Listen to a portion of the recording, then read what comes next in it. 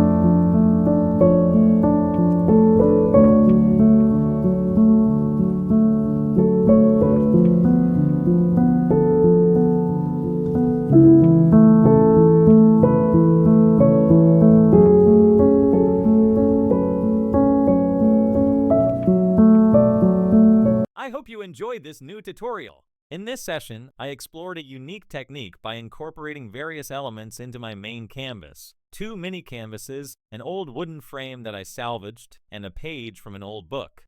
This artistic work is designed to showcase different collage and assembly techniques with the hope that it inspires you in your own creations. Each element added to the artwork brings a new dimension and tells a story, creating a rich, textured composition full of character. I'd like to emphasize that once the artwork is finished, I always varnish my paintings. Varnishing is a crucial step to protect the piece from dust, scratches, and the effects of time. Additionally, it enhances the colors and gives a professional finish, ensuring that your creation remains as vibrant as the day it was completed. In the next section, I'll be talking about the blue Pacific glue I used in this creation and why it's ideal for this type of work.